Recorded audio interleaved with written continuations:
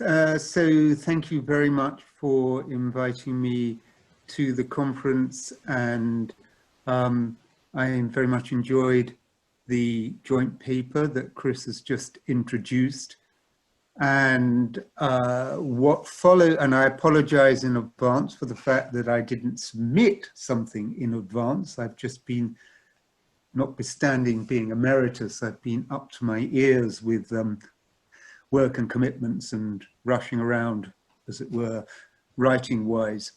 In any event, what I want to do within the time I have available is just to reflect on the thoughtful paper that you circulated and to give some reflections and some observations from a legal perspective. I'm a lawyer who nonetheless has always had a strong interest in both political science and political theory, but this is nonetheless principally from a legal perspective. So what we have then is a central thesis, which Chris articulated a moment ago. So basically the idea is that at least one of the core ideas is that sovereignty conflicts within the EU are second-order consequences or manifestations of sovereignty conflicts within member states as to, for example, who should represent the people, safeguard the rule of law, or assume the mantle of sovereign power. And the idea is that the increase in sovereignty conflicts is rooted in a number of factors, but three particular factors which Chris and the others identified in the paper, and which Chris presented a moment ago, which is the expansion in the scope of integration post-Maastricht, the disaffection with political representation in the new millennium, and the transformation in the role of the state as a key economic actor. Now that thesis is presented as having particular salience post-1990s, but there's also much in the paper that presents that as a general thesis, in the sense that the meaning and locus of sovereignty within the nation state has often, or perhaps always, been contested.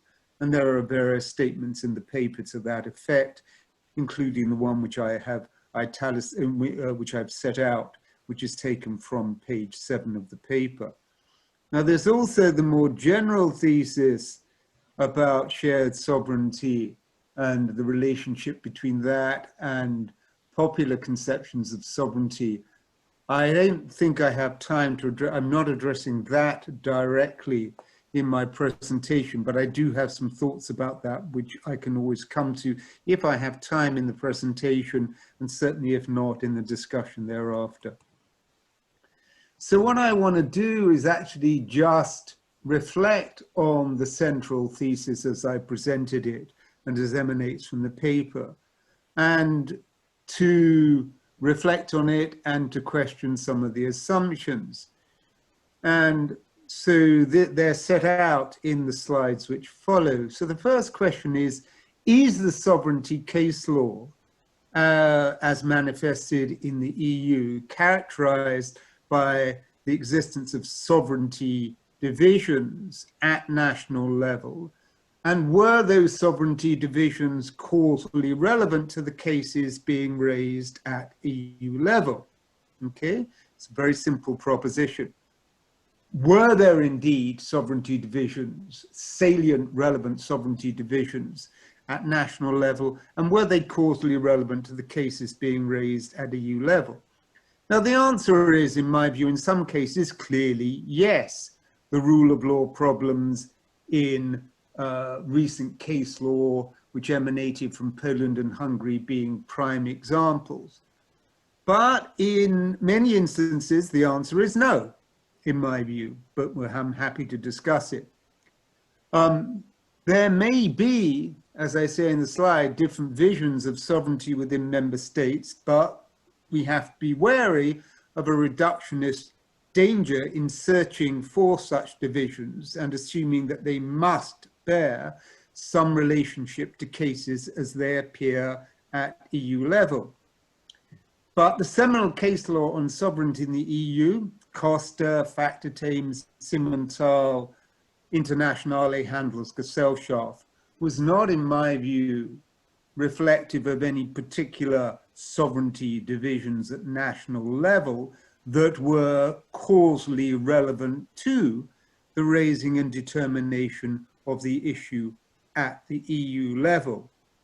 Rather, what these cases grappled with were issues which were seminal and had to be answered one way or another, had to be resolved one way or another for the emergent new legal order. Now, I know that the main thrust of the paper is on sovereignty conflicts post-1990s. Nonetheless, I think it's important to put any of those conflicts in perspective in terms of some of the major sovereignty conflicts which have arisen prior to that, as reflected in this seminal case law. Now then, you've got a second question, which is, I think, really interesting. And I think the paper was really good in making me think hard about this issue. And the second question is this: is the CJEU's reasoning impacted by the fact that the reference of the case might or might not be causally related to sovereignty divisions at national level? So what I'm asking here, it seems to me, is a pretty important point from the perspective of the study you're doing, which is, okay, when a case gets to the CJEU, is it impacted? Is the CJEU's reasoning, is the court's reasoning impacted on the ground that the reference of the case might or might not be causally related to sovereignty divisions at national level? Now, the answer, in my view, is this, and again, I'm happy to discuss this, of course. In some cases, that might happen. Of course, it might happen. I'm not denying it. There's no a priori reason why it should not happen, in the sense that it is generally recognized that courts take account of consequentialist considerations when they give judgment. And one of the consequentialist considerations could be, of course, what's the effect of the court's judgment on the outcome of a sovereignty conflict at national level? Of course it might. But actually, in most cases, I don't believe that's the most important consideration which plays out in the court's mind. In other words, in most cases, it's not the most salient issue. The most important consideration from the perspective of the CJEU is the nature of the question posed and its salience or impact on the EU legal order, not whether the reference emanated from or was the result of a division at national level. Thus, for example, the issues that appeared in Costa, Simmental, Factor Thames, Internationale Handelsgesellschaft, the court would have reasoned them in the same way, irrespective of whether the case was a product of sovereignty divisions at national level or not. So too for some of the more recent jurisprudence like Whiteman. In Whiteman, the CJEU, of course the case in that case was the product of a sovereignty division at national level arising from Brexit in the UK. But the CJEU would have reasoned the case, took the opportunity given by the case to sketch out, not to sketch out, to set out in detail its conception of the relationship between states and the EU in relation to leaving the EU and Article 50. Now that previous point, the point I've just made, is reinforced by the fact, which is really important in this context, that when the CJEU gives a ruling to a member state X which raised the case, its reasoning is binding de facto and de jure on all other member states. So the CJEU is speaking to all member states when it gives its ruling, irrespective of whether the other 27 or 26 member states have sovereignty divisions that are analogous to those that emanate from the member state that made the reference. So that again, in my view, just as a lawyer makes me think that the CJEU's reasoning is not in a major way implicated by a sovereignty division that might exist in a particular member state. Okay, I'm aware of limits of time, so just moving on. 3 minutes exactly now. 3 minutes? Okay, I think I can do it. So a third question is what I call causality and outcome. How far is the outcome of the case affected by the existence or not of a sovereignty conflict within a particular member state, assuming that that conflict existed and assuming that the conflict was causally related to the reference to the CJEU? Again, a two-part answer. I accept clearly this can play a role, and the most powerful example, recent example of that, is the recalcitrance shown by both Poland and Hungary in the face of CJEU rule of law decisions. In other words, they're not complying, they're resisting, etc. So the very fact that you have a sovereignty conflict which exists in those countries and which is part of the rationale for the reference to the CJEU clearly has an effect on outcome. They are being deeply resistant to applying and enforcing CJEU rulings. However, in other instances, we get a rather different picture. So I accept again the thesis in the paper that in the Gauweiler and Weiss litigation, to some extent at least, Gauweiler and Weiss can be conceptualized as cases which arose in circumstances where you had a sovereignty division or conflict or tension within the member states. And I think you put it well in the paper that you have the primarily political organs within Germany being pretty happy with the way things are going. And then you have the two, as it were, independent organs, the Bundesverfassungsgericht and the EC and the bank in Germany being more cautious.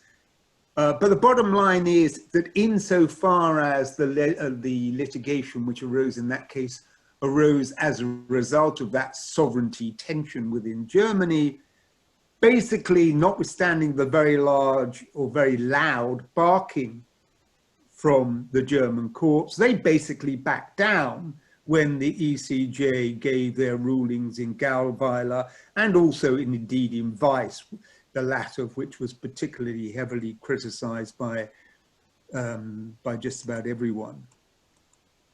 Fourthly and finally, there's an interesting question, final slide, what I call causality winners and losers. Again, I pose a question and then give two tentative answers. So, can it not be said that there'll be winners and losers at member state level where there is a sovereignty decision made by the CJEU, and that there'll be winners or losers at member state level irrespective of whether there was a sovereignty division which was causally related to the initial reference to the CJEU? So it just seems to me it's an aspect of your thesis which is just caused me to think about, and it's an interesting one. And in my view, again, a kind of two-part answer. Absolutely no a priori reason why, there's no a priori reason why this must be so. So in other words, the outcome of the case could be regarded as negative from a member state perspective by all players. I mean, it could be. But there can also be, and I accept this, cases where there are relative winners and losers at national level, even if the case which went to the ECJ or CJEU was not precipitated by a sovereignty conflict at national level. So I entirely accept that, for example, the seminal decision in Simmental, which really was seminal for pretty much all civil law systems, had ramifications for the relative power of ordinary courts versus national constitutional courts. It empowered ordinary courts, national courts, and reduced the monopoly that constitutional courts would otherwise have had or had prior to that. And in that sense, the national courts were the relative winners and the constitutional courts the relative losers. So undoubtedly, the CJEU sovereignty decision had that impact, winners and losers. I accept that. But at the same time, I think that has to be put in perspective, because I think the counterpoise to that is that if you think about it, pretty much every major decision, whether it's a sovereignty decision or not, at EU level, is going to be welcomed by some within the member states and welcomed less or disapproved by others, because there's going to be, in relative terms, pretty much winners or losers from every major dispositive decision by the CJEU. Let me stop there. I do have thoughts about the shared sovereignty stuff, but I didn't really have time to get into that. Let me just say, please don't take, I mean, you know, your paper was a really interesting paper and caused me to think hard about this from a perspective that I hadn't really thought about before, or in a way which I hadn't really thought about before. And I very much enjoyed the paper and the thought prompting that it gave rise to. Thank you very much.